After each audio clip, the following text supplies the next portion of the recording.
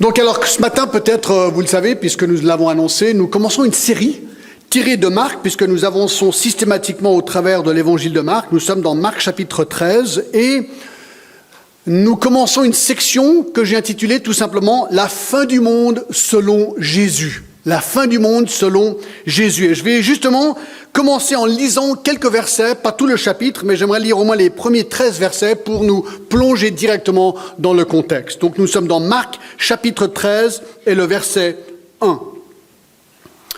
Lorsque Jésus sortit du temple, un de ses disciples lui dit « Maître, regarde quelle pierre et quelle construction !» Jésus lui répondit « Vois-tu ces grandes constructions ? Il ne restera pas pierre sur pierre qui ne soit renversée. » Il s'assit sur la montagne des Oliviers en face du temple et Pierre, Jacques, Jean et André lui firent en particulier cette question « Dis-nous, quand cela arrivera-t-il et à quel signe connaîtra-t-on que toutes ces choses vont s'accomplir ?» Jésus se mit alors à leur dire « Prenez garde que personne ne vous séduise, car plusieurs viendront en mon nom, disant « C'est moi ». Ils séduiront beaucoup de gens. Quand vous entendrez parler de guerre et de bruit de guerre, ne soyez pas troublés, car il faut que ces choses arrivent. Mais ce ne sera pas encore la fin. Une nation s'élèvera contre une nation, et un royaume contre un royaume, et il y aura des tremblements de terre en divers lieux, et il y aura des famines. Ce ne sera que le commencement des douleurs. Prenez garde à vous-même. On vous livrera aux tribunaux et vous serez battus de verge dans les synagogues. Vous comparaîtrez devant des gouverneurs et devant des rois à cause de moi pour leur servir de témoignage. Il faut premièrement que la bonne nouvelle soit prêchée à toutes les nations. Et quand on vous emmènera pour vous livrer, ne vous inquiétez d'avance de ce que vous aurez à dire, mais dites ce que vous sera donné à l'heure même, car ce n'est pas vous qui parlerez, mais l'Esprit Saint. Le frère livrera son frère à la mort et le père son enfant. Les enfants se soulèveront contre leurs parents et les feront mourir. Vous serez haïs de tous à cause de mon nom, mais celui qui persévérera jusqu'à la fin sera sauvé. Ça, c'est des textes intrigants. Alors, comme j'ai dit, nous commençons une série sur ce texte, Matthieu 13, qu'on appelle couramment le discours sur le mont des Oliviers. Il se trouve également dans Matthieu 24 et 25, de manière un peu plus ample. Et pourquoi cette appellation ? Tout simplement parce que Jésus donne ce sermon, ce discours, lorsqu'il est sur le mont des Oliviers à Jérusalem. Alors, ce discours est bien connu dans le sens qu'il va expliquer comment va se dérouler ou comment vont se dérouler les événements de la fin des temps. Et ça, bien sûr, c'est intriguant. Souvent, on appelle ce chapitre la petite Apocalypse, car il est, comme on pourrait dire, un condensé du livre d'Apocalypse. Alors, bien sûr que la fin des temps, c'est un sujet qui intéresse. Avec les événements que nous voyons tout autour de nous dernièrement dans le monde, on peut se demander si nous sommes proches de la fin. Eh bien, c'est exactement ce que nous voulons voir en examinant ce chapitre. Il semble particulièrement pertinent. Alors, juste pour vous dire, j'ai beaucoup de sources que je vais utiliser. Une des principales s'appelle « Le retour de Jésus-Christ » par René Pache. On a quelques copies derrière, si ça vous intéresse. Ça, au moins, ça vous donnera un petit peu la perspective que nous allons suivre ces semaines à venir. Alors, regardons en premier le contexte, l'introduction et le contexte. On va rentrer directement en matière parce qu'il va ainsi nous expliquer ce contexte très clairement. Regardez le verset 1. Lorsque Jésus sortit du temple, un de ses disciples lui dit « Maître, regarde quelle pierre et quelle construction !» En fait, le discours sur la fin des temps est donné suite à une discussion entre Jésus et ses 4 disciples sur le destin calamiteux du temple de Jérusalem. Donc il est donc mercredi, je replonge dans le contexte, 2 jours avant la crucifixion de Jésus, il vient de passer une longue journée dans le temple, vous vous rappelez, en discutant avec les pharisiens et les scribes, en conflit ouvert avec eux. Il quitte maintenant le temple, il va descendre dans la vallée de Kidron et remonter sur le mont des Oliviers. En fait, il se dirige vers Béthanie pour y passer la nuit. Et en sortant du temple, le verset 1 nous dit que un de ses disciples lui dit « Mais maître, regarde quelle pierre et quelle construction !» Ce disciple est époustouflé par la taille incroyable des pierres utilisées pour la construction du temple, le temple de Jérusalem. Mais il avait raison d'être impressionné. C'est le roi Hérode le Grand qui, juste 10 ans avant la naissance de Jésus, afin de gagner la faveur des Juifs, a décidé de réparer et agrandir le temple. Le résultat fut colossal. La plupart des pierres pesaient 28 tonnes chacune. Certaines pierres utilisées pesaient plus de 100 tonnes et la plus grande pierre trouvée à ce jour mesure 13 mètres x 5 mètres x 3 mètres et pèse 628 tonnes une pierre. Alors le roi Hérode avait fait appel à des architectes venus de Grèce, de Rome, d'Égypte, bref, pour une construction gigantesque et incroyablement belle. Alors ce disciple dit « Waouh ! Ces pierres sont grandes !» Verset 2, Jésus lui répondit « Vois-tu ces grandes constructions, il ne restera pas pierre sur pierre qui ne soit renversée. » Ça a dû être une chose incroyable d'entendre ce qu'il vient de dire. Jésus annonce tout simplement comme quoi toutes les pierres qu'il voyait seraient un jour disloquées et renversées, impliquant qu'un jour le temple qu'il voyait serait totalement détruit. Jésus, en une phrase, prédit la destruction massive et totale du temple de Jérusalem. Alors, je pense que ce disciple, il est bouche bée par rapport à ce qu'il vient d'entendre, au point où plus rien n'est dit pendant un certain temps. Le verset 3, il s'assit sur la montagne des Oliviers, en face du temple. Et Pierre, Jacques, Jean et André lui firent en particulier cette question, « Dis-nous, quand cela arrivera-t-il et quels signes connaîtront que toutes ces choses vont s'accomplir ?» Il y a un certain temps qui se passe. Depuis le moment où il sort du temple, il descend de la vallée, il remonte, là il s'assied pour regarder la ville. Et c'est à ce moment-là, lorsqu'ils sont assis pour cette pause, en vue de la ville et du temple, que 4 disciples maintenant, donc apparemment ils ont parlé entre eux, demandent à Jésus, mais quand ce temple sera-t-il détruit, comme tu viens de l'annoncer, et quels seraient les signes précurseurs de cet événement? Alors Jésus va leur répondre à partir du verset 5, on n'y va pas encore. J'aimerais attirer votre attention sur un petit point grammatical au verset 4 clé. Le verset 4, il dit « Dis-nous », donc les disciples lui disent « Dis-nous, quand cela arrivera-t-il et quel signe connaîtra-t-on que toutes ces choses vont s'accomplir ?» Il y a une double question, une au singulier et une au pluriel. Quand cela arrivera-t-il et ces choses, quand ces choses vont-elles s'accomplir? Les commentateurs sont unanimes pour conclure que le cela au singulier se réfère à la destruction du temple et que le ces choses se réfère à la série d'événements cataclysmiques qui marqueraient la conclusion de notre ère et l'inauguration du royaume messianique. Alors on sait qu'il va parler de la fin des temps. Regardez le verset 24. Mais dans ces jours, après cette détresse, le soleil s'obscurcira, la lune ne donnera plus de lumière, les étoiles tomberont du ciel et la puissance qui sont dans les cieux seront ébranlées. Alors on verra le Fils de l'homme venant sur les nuées avec une grande puissance et avec gloire.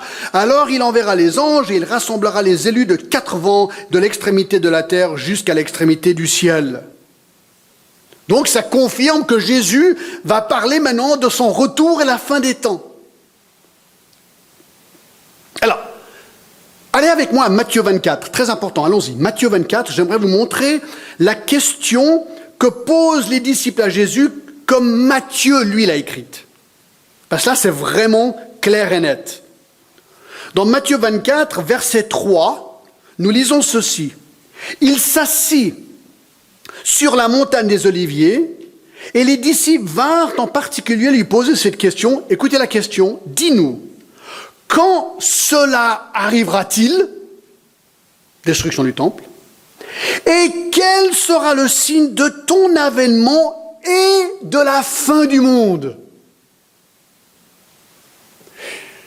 Voyez-vous, quand quand est-ce que le temple sera détruit et quels sont les signes de ton avènement, de ton retour? Et ils vont jusqu'à dire, et la fin du monde.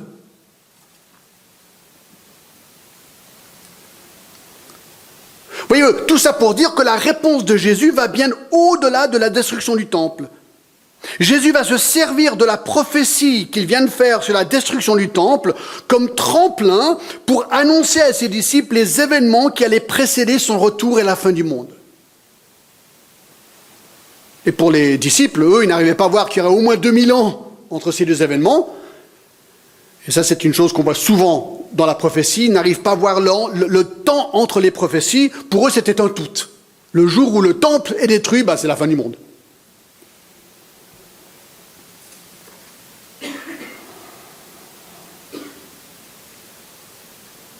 Donc, dans Marc 13, le verset 2, Jésus répondit, « Vois-tu ces grandes constructions, il ne restera pas pierre sur pierre qui ne soit renversée. » Au verset 4, les disciples demandent, « Mais quand est-ce que ça va arriver ?» C'est remarquable. La question se pose. Cette prophétie de la destruction du temple a-t-elle déjà été réalisée ou doit-elle encore être réalisée? Ça, c'est la question. Je crois que la réponse est plutôt facile. Vous n'êtes pas d'accord? Aujourd'hui, ce n'est pas du tout le temple juif qui est à Jérusalem, mais au même endroit, il y a le temple de Mar qui existe. Pourquoi? Quel est allé arriver au temple juif? Eh bien, c'est simple. Le temple juif fut complètement détruit en l'an 70 par le général romain Tite. Lorsque les Juifs se sont rebellés contre les Romains, Jérusalem fut pris par Tite, fils de l'empereur Vespasien. Le temple fut détruit. Une source dit qu'il y a plus d'1 million de Juifs réfugiés dans Jérusalem qui ont péri. Et dans cette année 70 après Jésus-Christ, l'État d'Israël en tant qu'unité politique cessa d'exister. L'historien Joseph décrit ces choses dans 7 livres intitulés « L'histoire des guerres des Juifs ». J'ai même lu certaines sources comme quoi Tite, le général Tite, a fait ériger un immense échafaudage tout autour du temple, plein de produits inflammables, il y a mis le feu. Pourquoi? Parce que les pierres ont été même... Ils ont mis une couche d'or pour que ça brille dans le soleil. La chaleur du feu était telle que les pierres se sont effritées, l'or plaqué a fondu, a coulé entre les fentes de ces pierres. Les soldats ont ensuite passé au tamis chaque pierre pour en tirer l'or. Et le temple fut totalement détruit. Si vous allez à Jérusalem, on peut voir les vestiges de ces grosses pierres tombées, on peut aller marcher et les voir. C'est assez remarquable. Donc, la réponse à la question, quand est-ce que cela va arriver? Eh bien, la réponse est 40 ans plus tard. 40 ans plus tard. De là où il posait la question, dans l'année 70. Et ce qui est intéressant, c'est que Jésus, en fait, ne donne pas une réponse explicite ici. Il aurait pu dire, ah oui, écoutez, le temple sera détruit dans 40 ans. C'est pas ce qu'il dit. Il laisse l'histoire prouver la véracité de cette prophétie. Cependant, il utilise cela presque comme un prétexte. Bon, il répond à la question qu'on a vue dans Matthieu 24 par rapport à son avènement, son retour et la fin du monde. Maintenant, vous comprenez pourquoi j'ai intitulé cette série « La fin du monde ».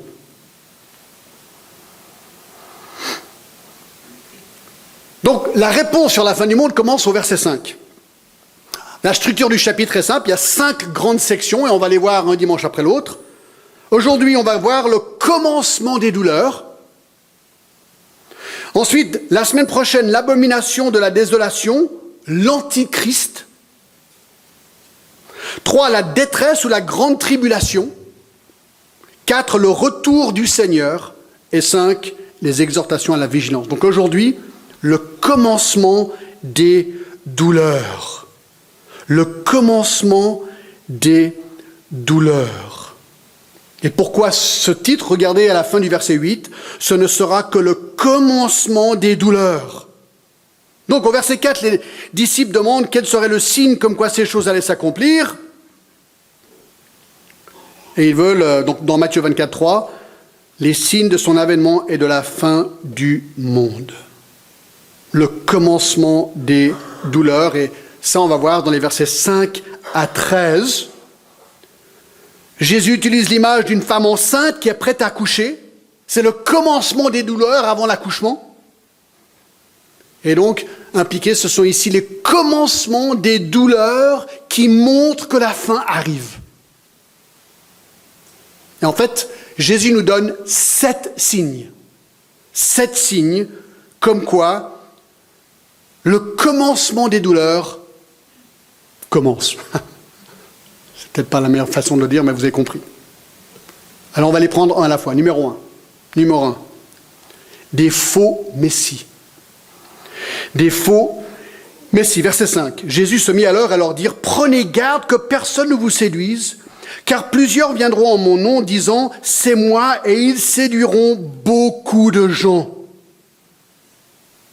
Alors une chose qui est absolument évidente par rapport aux 2000 dernières années, 2000 plus, c'est qu'il y a toujours eu des faux messies et des faux prophètes qui se sont fait passer pour les vrais. Déjà, dans Jérémie 29, et le verset 8, nous lisons « Car ainsi par l'Éternel des armées, le Dieu d'Israël, ne vous laissez pas tromper par vos prophètes qui sont au milieu de vous, et par vos devins, n'écoutez pas vos songeurs dont vous provoquez les songes. » Il y a toujours eu ce problème. Et dans Acte 20, il est dit que des faux prophètes surgiront même de l'intérieur de l'Église.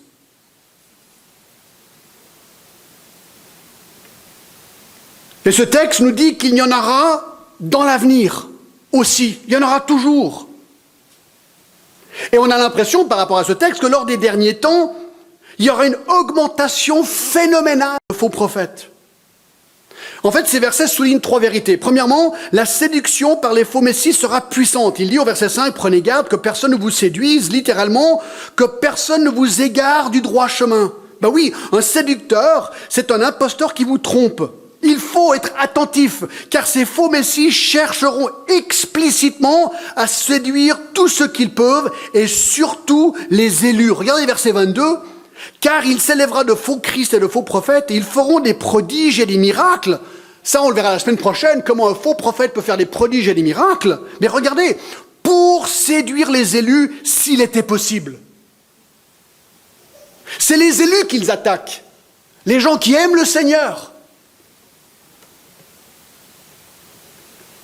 Deuxième chose qu'on apprend ici, la séduction par les faux messies sera incessante. Il dit, car plusieurs viendront sous mon nom en disant c'est moi. Et le mot, plusieurs vous le connaissez, c'est le mot polus, duquel nous tirons le mot polyglotte, beaucoup de langues. Beaucoup de prophètes, de faux prophètes viendront. Et nous apprenons troisièmement que la séduction par les faux messies sera fructueuse, car il est dit qu'ils séduiront, écoutez ça fait peur, ils séduiront beaucoup de gens. Beaucoup. Pourquoi ?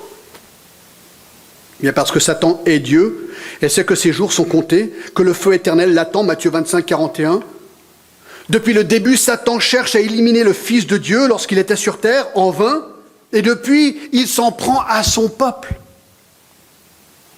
Il fait tout pour séduire les hommes et les braquer contre le Fils de Dieu. Il envoie ses émissaires, ses faux Christ. Le Nouveau Testament nous parle même de synagogue de Satan. Ils se réunissent parfois, ils sont organisés, ils ont des doctrines.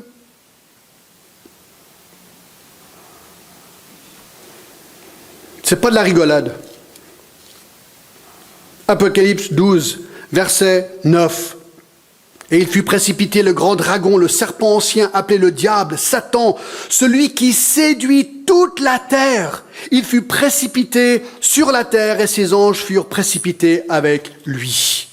Bref, il y a tellement de versets là-dessus. 1 Timothée 4, les versets 1 à 2. Mais l'Esprit dit expressément que dans les derniers temps, quelques-uns abandonneront la foi pour s'attacher à des esprits séducteurs et à des doctrines de démons.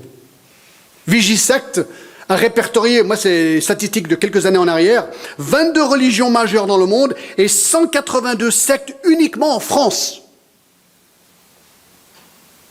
Et mes amis, Marc 13 nous parle de signes particuliers par rapport à la fin des temps. Écoutez, on n'a encore rien vu par rapport à l'erreur. Les sectes et les mouvements religieux ne vont que s'accroître dans le temps. Si vous pensez que les gens sont confus maintenant, on n'a rien vu. Cette confusion va se multiplier. Comment se protéger? Vous savez, quand les gens viennent chez moi, des Américains, souvent, ils voient, j'ai une petite étagère où je mets mes pièces. Puis ils regardent et ils voient, mais John, comment tu fais? Il y a des euros et des francs suisses, comment tu t'y retrouves? Parce que c'est tout dans ma poche. Ben moi, j'ai dit, tu sais, je connais tellement bien à quoi ressemble un euro et un franc suisse, quand j'ai une main pleine des deux, pour moi, il n'y a aucun problème. Je vois exactement ce qui est suisse et ce qui est euro. Ça fait tellement longtemps que je les vois, je les connais parfaitement. Voilà ce qu'il faut. Il faut qu'on connaisse notre doctrine tellement bien que l'erreur, tac, tac, tac, ça flash, quoi. Ça flash. Le 19 août 2002, Sergei Torop, mon russe n'est pas très bon, était policier de la circulation dans une petite ville russe.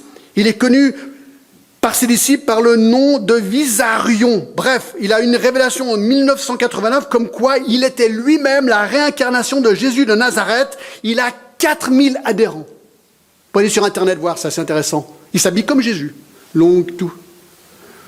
Moi, j'ai une amie, quand j'étais à Cholet en train de grandir, elle a rencontré un gars, ils sont partis en Sicile, ils étaient convaincus que Jésus allait revenir sur une soucoupe volante. C'est vrai. Enfin, pas qu'il va revenir, mais c'est vrai qu'ils croyaient ça. Alors tenez-vous bien. C'est arrivé cette semaine. La semaine dernière, en fait, nous avons eu des nouvelles terrifiantes et terriblement troublantes. Pour faire court, nous avons des amis missionnaires qui vivent depuis de longues années dans un certain pays. Depuis quelque temps, ils soupçonnaient un comportement étrange de leur fille de 18 ans. Ils ont finalement découvert qu'elle était en train d'apprendre l'arabe en secret et qu'elle correspondait depuis quelques mois avec un djihadiste en Syrie par réseaux sociaux, un djihadiste qui est rentré en contact avec elle lorsqu'elle était à l'université aux États-Unis. Ce fameux jour de la semaine dernière, ses parents ont réalisé que leur fille n'était plus à la maison, que ses papiers manquaient, et surtout qu'elle avait volé de l'argent à ses parents et qu'elle avait acheté un billet d'avion pour se rendre en Syrie avec la carte Visa de ses parents qui lui avaient donnée pour urgence. Les parents ont paniqué. Ils ont appelé la police qui ont immédiatement lancé un avis de recherche pour leur fille. Ils l'ont retrouvée, tenez-vous bien, à l'aéroport, habillée totalement en noir, 30 minutes avant d'embarquer sur un vol pour la Turquie et ensuite pour la Syrie. Ils l'ont arrêtée sur le champ. Ils ont ensuite appris qu'elle est déjà promise en mariage à un djihadiste en Syrie. Mes amis, c'est une vraie histoire. C'est la fille d'un missionnaire évangélique, fidèle, je les connais bien. Et le dimanche d'avant, elle était au culte, grand sourire, comme si rien n'était. Écoutez, ça fait vraiment réfléchir. Et vous savez quoi? Ça va aller de pire en pire. Des guerres. Verset 7. Quand vous entendrez parler de guerre et de bruit de guerre, ne soyez pas troublés, car il faut que ces choses arrivent. Mais ce ne sera pas encore la fin. Une nation s'élèvera contre une nation et un royaume contre un royaume. Des guerres et des bruits de guerre. Deuxième signe. Eh bien, depuis que Caïn a tué son frère Abel, il y a eu dans le monde des meurtres et des guerres. Depuis l'an 3600 avant Jésus-Christ, le monde a connu près de 14 530 guerres. Il y a eu en 5600 années que 292 années de paix dans le monde, estiment les pros.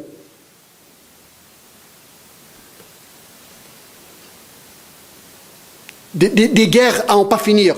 La Syrie, dans le passé. La guerre de sécession aux États-Unis, la Première Guerre mondiale, la Deuxième Guerre mondiale. Plus récemment, l'Iran, l'Afghanistan, le Kosovo, Rwanda, Tchétchénie, Érythrée, Cachemire, Sierra Leone, Sri Lanka, Libéria, l'Irak, Syrie, Liban, Israël, Égypte. Et dernièrement, Daesh. On entend parler de Daesh. Ça n'arrête pas les guerres. Et le terrorisme aujourd'hui, c'est cette nouvelle forme de guerre où maintenant on décapite des gens live. Et on peut regarder tout ça sur YouTube.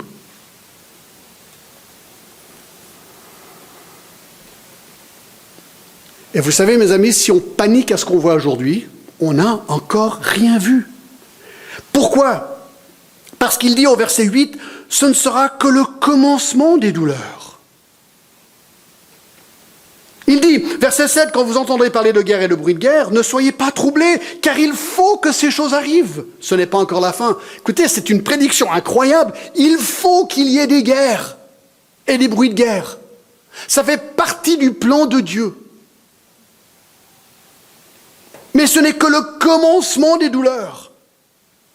Qui veut dire que les événements vont être beaucoup plus sévères au fur et à mesure qu'on s'approche de ce temps.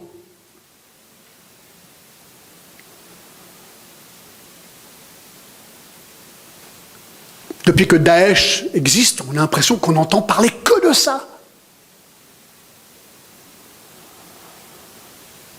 Alors on n'a encore rien vu, mes amis, dans Apocalypse 9, verset 13. Le 6e ange sonna de la trompette. J'entendis une voix venant des 4 cornes de l'autel d'or qui est devant Dieu, en disant au 6e ange qui avait la trompette, « Délie les 4 anges qui sont liés sur le grand fleuve l'Euphrate. » Et les 4 anges qui étaient prêts pour l'heure, le jour, le mois, l'année, furent déliés afin qu'ils tuent le tiers des hommes. Le nombre des cavaliers de l'armée était de 2 myriades de myriades. Et j'entendis le nombre. Verset 18. Le tiers des hommes fut tué par ces 3 fléaux, par le feu, par la fumée, par le soufre qui sortait de leur bouche. Bien sûr, là, ça va être une guerre de toutes les guerres, lors de la grande tribulation. Mes amis, juste l'idée qu'un tiers du monde va mourir, c'est comme si aujourd'hui 2 milliards de personnes mourraient. Ça, c'est une grande guerre.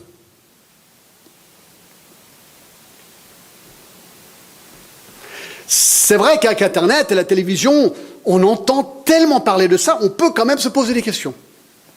Alors, est-ce que vous paniquez? Moi, oui. Moi, des fois, je panique. Je suis honnête. Il ne faut pas que je panique. Parce qu'il nous dit ici de ne pas paniquer. Il dit au verset 7, quand vous entendrez parler de guerre et de bruit de guerre, ne soyez pas troublés. Ne soyez pas troublés. Il faut que ces choses arrivent. Le mot troublé crie à haute voix, s'inquiéter, être effrayé, alarmé. J'avoue, quand moi, je regarde jamais ces vidéos, hein, mais quand je vois ce que Daesh fait, honnêtement, moi, ça me trouble. Moi, je suis là, je me dis, mais c'est pas incroyable que ça se passe aujourd'hui. Mais Jésus dit, c'est pas encore la fin. Ça va être bien pire avant que la fin arrive. Ça qui est dingue.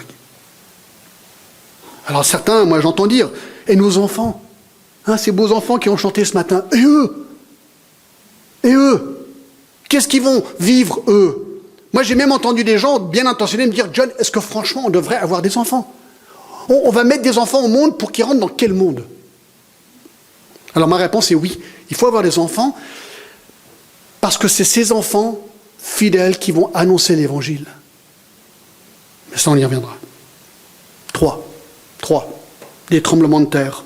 Des tremblements de terre. Verset 8. Une nation s'élèvera contre une nation, un royaume contre un royaume, et il y aura des tremblements de terre en divers lieux.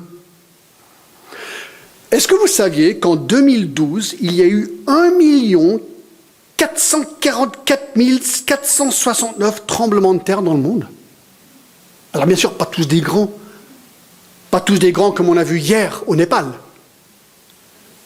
Mais il y a beaucoup de tremblements de terre. On n'oubliera jamais le tremblement de terre en Asie du Sud, le 26 décembre 2004, qui a provoqué un des plus grands tsunamis de tous les temps, qui a tué 300 000 personnes. Hier au Népal, vous avez entendu, vu peut-être les images, ce séisme d'une magnitude de 7,8 a frappé le Népal. Aujourd'hui, j'ai vu 1400, peut-être plus, certainement il y aura beaucoup plus de morts. Ce séisme a même provoqué des tas d'avalanches sur le mont Everest et a embarqué des alpinistes, et certains sont morts. Écoutez, il y a toujours eu des tremblements de terre, mais Marc 13 semble indiquer qu'ils vont se multiplier et s'intensifier à la fin des temps. Dans Apocalypse 11, pour vous montrer un petit peu ce qui est prévu pour l'avenir, ça fait vraiment peur. Verset 13, Apocalypse 11, 13. À cette heure-là, il y eut un grand tremblement de terre, et la 10e partie de la ville tomba. 7000 hommes furent tués dans ce tremblement de terre, et les autres furent effrayés et donnèrent gloire au Dieu du ciel. Apocalypse 16, verset 18. Et il y eut des éclairs, des voix, des coupes, des tonnerres et un grand tremblement de terre, tel qu'il n'y avait jamais eu depuis que l'homme est sur la terre eu au... Attendez, je n'arrive pas à lire, je répète. Verset 18 d'Apocalypse 16. Et il y eut des éclairs, des voix, des coups de tonnerre et un grand tremblement de terre tel qu'il n'y avait jamais eu depuis que l'homme est sur la terre un aussi grand tremblement.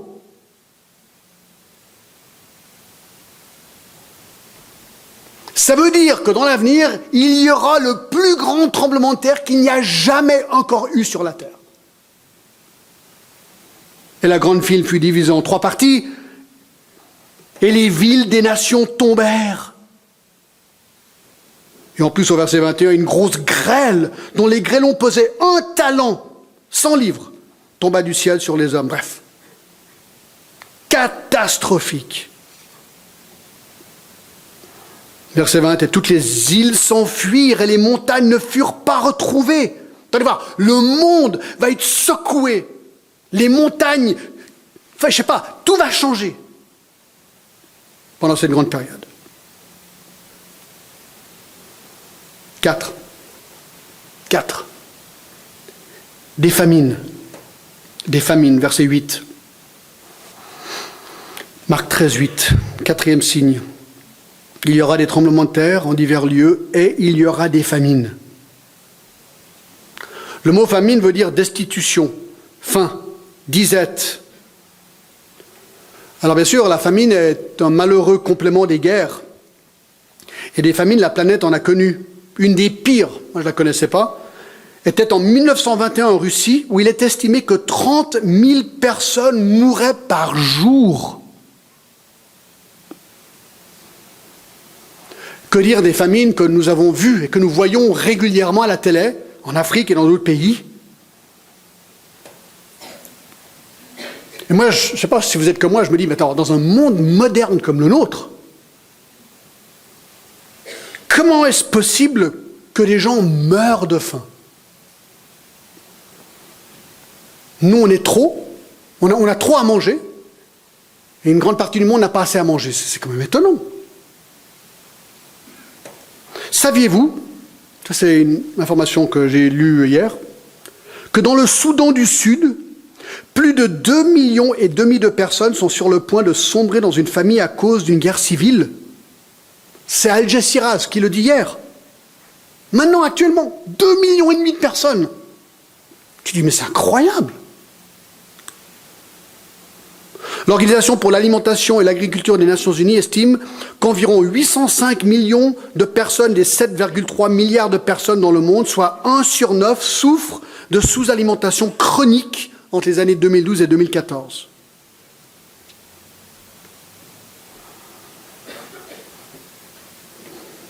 On a l'impression que la catastrophe est déjà là, en fait.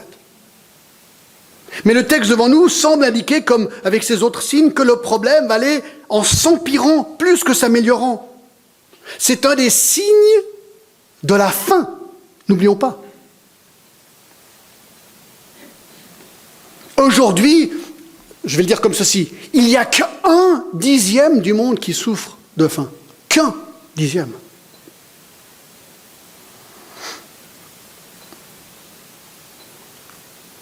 Dans Apocalypse 6, 5 et 6, et les versets 7 et 8, on parle de prix exorbitants pour pouvoir survivre.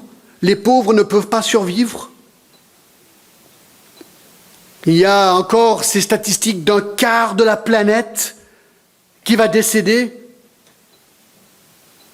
qui inclut des famines.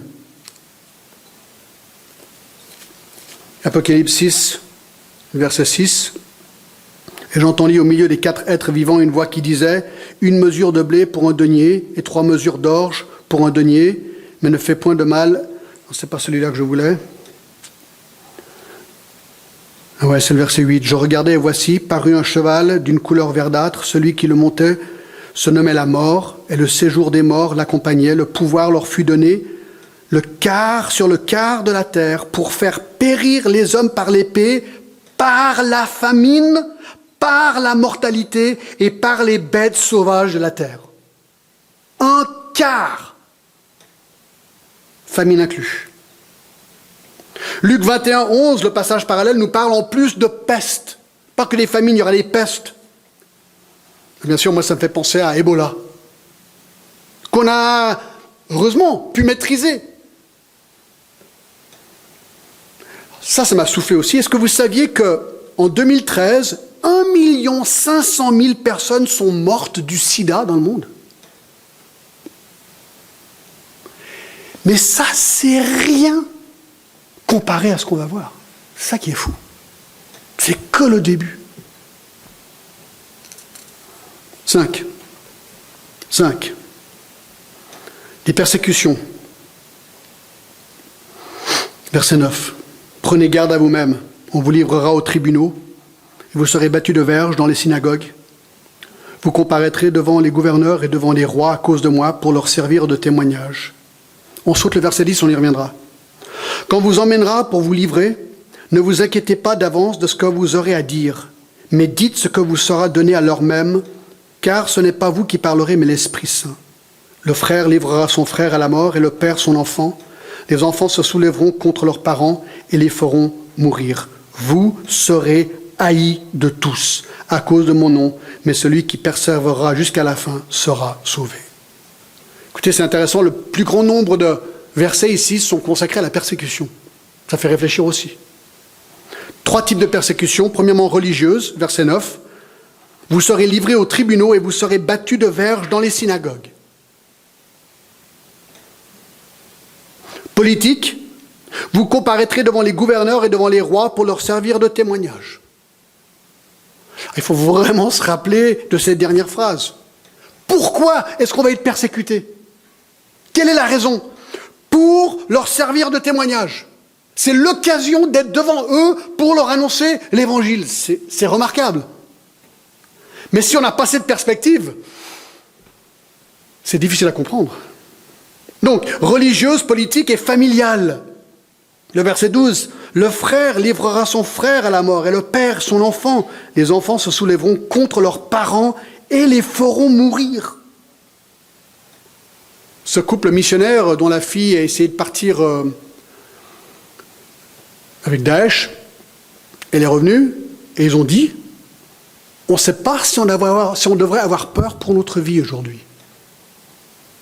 Parce qu'elle était dans la même maison.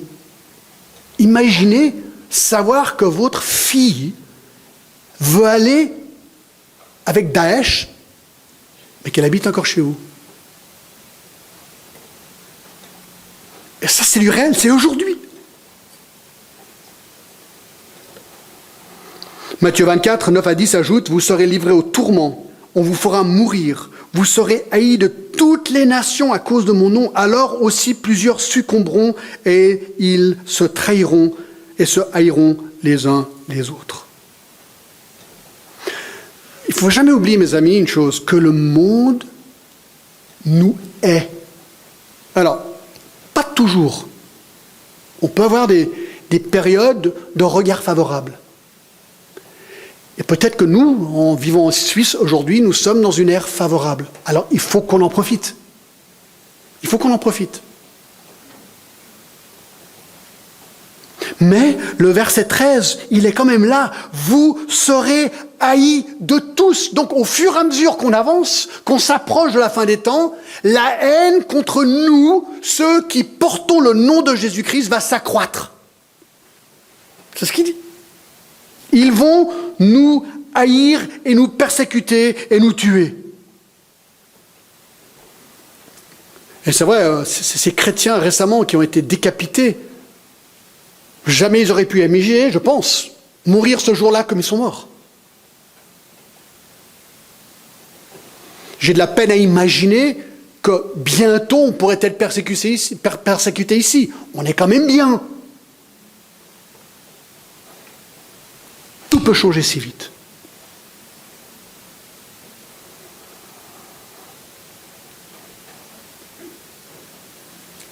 ces immigrants qui essaient de passer en bateau, qui viennent d'Afrique du Nord, ils arrivent en Italie. Une des histoires que j'ai entendues, peut-être vous l'avez entendu, que lorsque le bateau commençait à couler, les premiers qu'ils ont mis à mer, c'était tous les chrétiens. C'était la semaine dernière, ça, en Italie. J'étais à côté. Sur le Open Doors, c'est un organisme contre la persécution des chrétiens, disent l'année 2014 restera l'année qui a eu le plus haut niveau de persécution mondiale des chrétiens dans l'ère moderne. Attendez voir, l'année passée, il y a eu plus de persécution de chrétiens que dans le passé, dans le monde moderne d'aujourd'hui. La Corée du Nord tient toujours le prix du premier pays persécuteur du monde.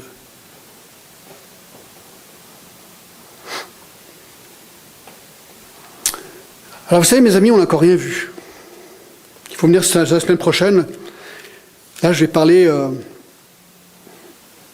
l'Antichrist. Apocalypse 13, j'ai fait un travail là-dessus pour ma thèse, quand je faisais mes études. Écoutez ce qu'il dit, verset 16. Elle fit que tous, petits et grands, riches et pauvres, libres, esclaves, reçoivent une marque sur leur main droite et sur leur front, que personne ne puisse acheter ni vendre sans avoir la marque, le nom de la bête ou le nombre de son nom. C'est ici la sagesse que celui qui a de l'intelligence calcule le nombre de la bête, car c'est un nombre d'hommes et son nombre est 666. Et verset 10, c'est ici la persévérance et la foi des saints. Mes amis, la persécution va être à un moment donné mondiale.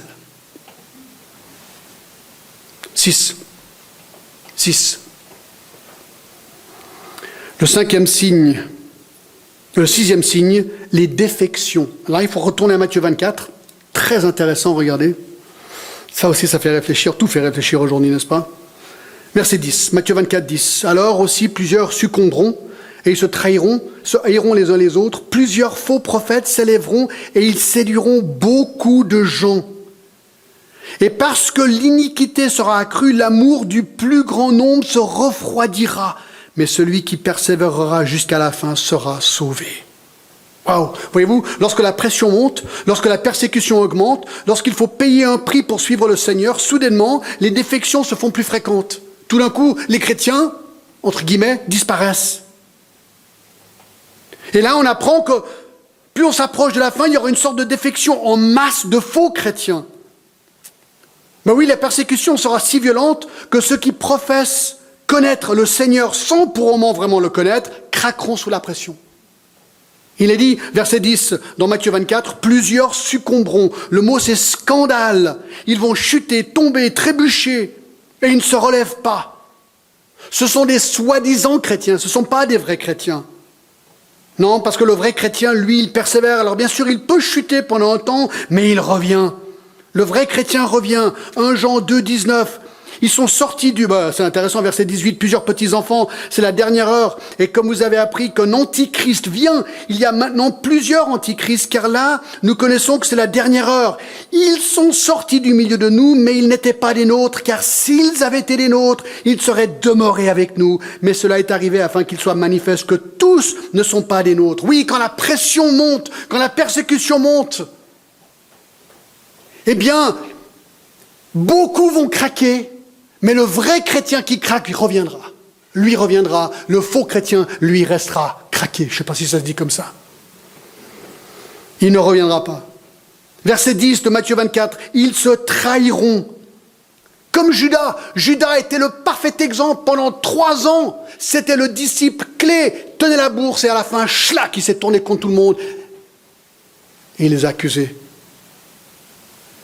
Il a trahi son Seigneur. Et on apprend qu'ils se haïront les uns les autres. La haine contre les chrétiens. Pourquoi une telle défection? Eh bien, parce qu'ils seront séduits de manière convaincante par les faux prophètes. Mais deuxièmement, le verset 12 est très intéressant. Parce que l'iniquité sera accrue, l'amour du plus grand nombre se refroidira.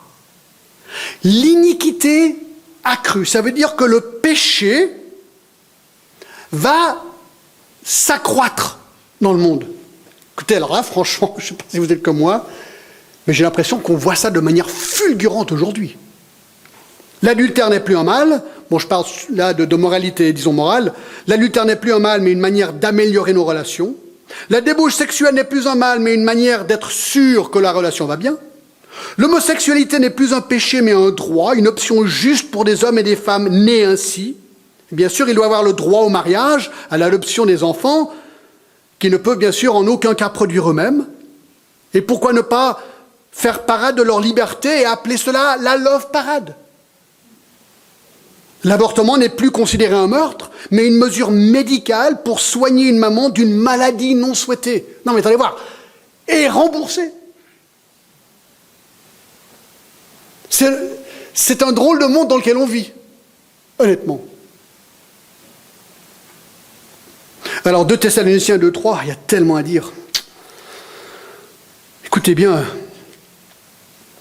que personne ne vous séduise d'aucune manière, car il faut que l'apostasie soit arrivée auparavant et avant qu'on ait vu paraître l'homme d'impie. Donc, 2 Thessaloniciens nous dit que l'apostasie, cette défection dont je parle, doit avoir lieu avant l'arrivée de l'Antichrist.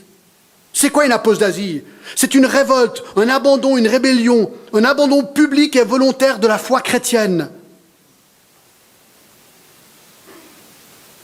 La Bible, donc, ici, nous apprenons que le monde va voir un abandon, un rejet massif, mondialement répandu de la foi chrétienne avant l'arrivée du jour du Seigneur.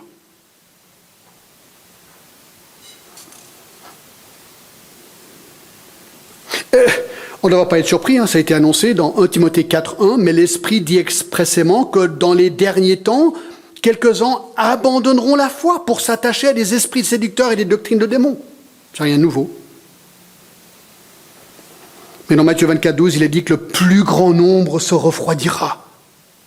Donc ça va vraiment être massif. Mais heureusement que le verset 13 est là. Mais celui qui persévérera jusqu'à la fin sera sauvé. Eh oui, le vrai chrétien, même si c'est dur, il persévère. Il persévère. Que le Seigneur nous aide. Amen. 7. Dernier point.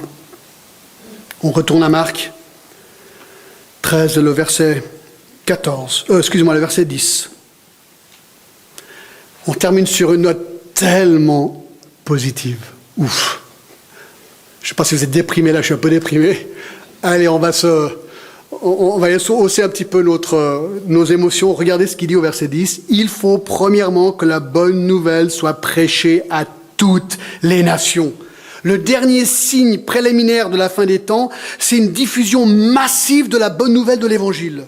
Enfin, une note encourageante. Mais oui, les chrétiens seront tués, haïs, trahis dans toutes les nations du monde. Mais parallèlement, c'est ça qui est intéressant, l'Évangile sera propagé dans toutes ces mêmes nations comme jamais avant.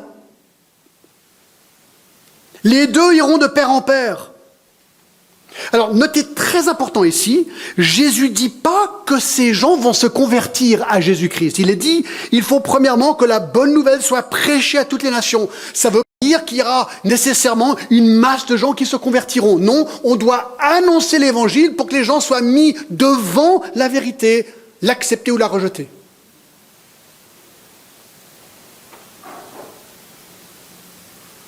Et cet évangile sera annoncé, verset 14, pour servir de témoignage à toutes les nations. Ben oui, quand le jugement de Dieu sera déversé sur la terre, et ça on verra dans les prochaines fois, les hommes ne pourront jamais dire « mais je ne savais pas ». Oh oui, oh oui. Savez-vous qu'en l'année 1500, la Bible était traduite en 14 langues seulement? Ce matin, j'ai eu ces informations. Il existe aujourd'hui 7000 langues dans le monde. En 1500, la Bible était traduite en 14 langues. Aujourd'hui, la Bible, ou des portions de la Bible, sont traduites en 2900 langues. 2200 autres langues sont en voie d'être développées, donc traduites. Il reste aujourd'hui 1900 langues natales dans lesquelles la Bible a besoin d'être traduite. Mais, ce qui est intéressant, ça c'était dans les langues natales, mais beaucoup de gens parlent plus qu'une langue, donc ils peuvent entendre l'évangile dans une autre langue. Aujourd'hui, à cause d'Internet, radio, télé, on estime que la Bible et son message est disponible à 98% du monde. Je ne sais pas, ça me donne des frissons, ça. 98% du monde.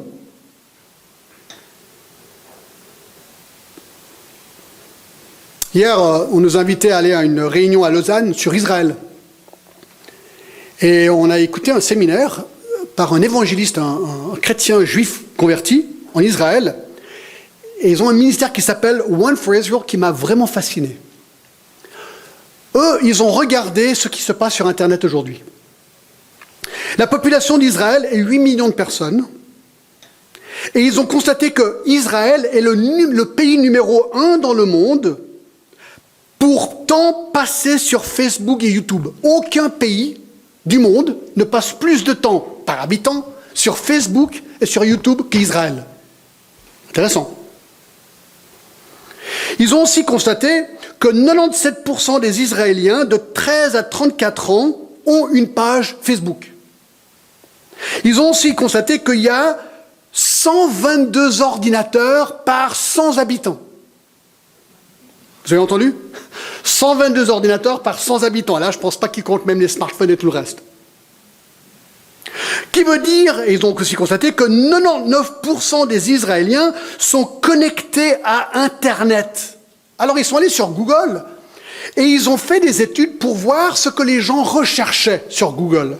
Et ils ont constaté qu'en Israël, 22 000 fois par mois, le mot Jésus est frappé dans Google Israël.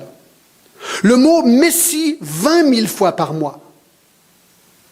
Tous les autres mots-clés liés au christianisme, un grand total de 100 000 recherches par mois sur Google pour essayer de comprendre quelque chose du christianisme. Ça veut dire qu'il y a 1 million de recherches sur Internet par rapport au christianisme dans un pays juif par an.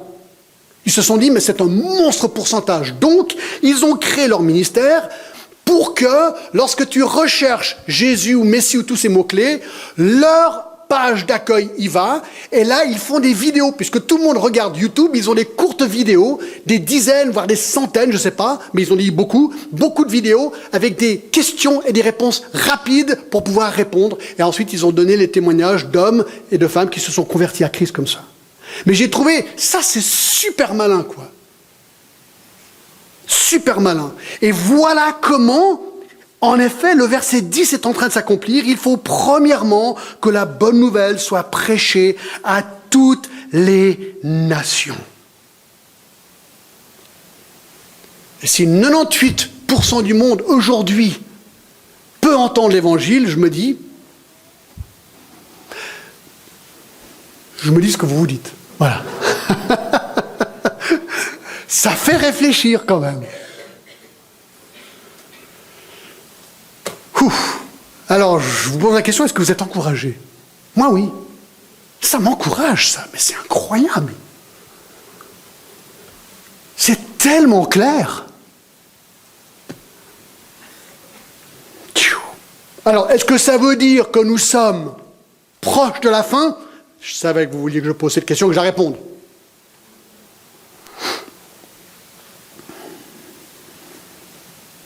Alors, je réponds. Verset 7 à la fin. Mais ce ne sera pas encore la fin. Verset 8 à la fin. Ce ne sera que le commencement des douleurs.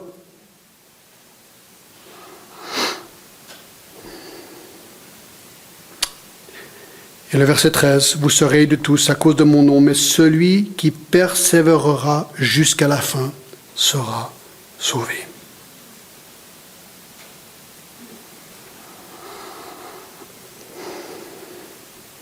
Regardez le verset 37, et je termine avec ça. À la fin du message, regardez comment Jésus termine. Ce que je vous dis, je le dis à tous. Veillez. Veillez. Je pense qu'on est appelé à veiller, mes amis. Pas essayer de prédire quand la fin sera. On est appelé à veiller. Et être prêt. Quoi qu'il arrive, à être prêt. Si tu es ici ce matin et tu ne connais pas le Seigneur Jésus-Christ, c'est maintenant. Vraiment. C'est maintenant. Maintenant qu'il faut donner ton cœur à Christ. Il ne faut pas attendre. Ça va devenir de plus en plus difficile. Ne quitte pas ce lieu sans être certain que Christ est ton Sauveur et ton Seigneur, que ton péché est pardonné. On va prier.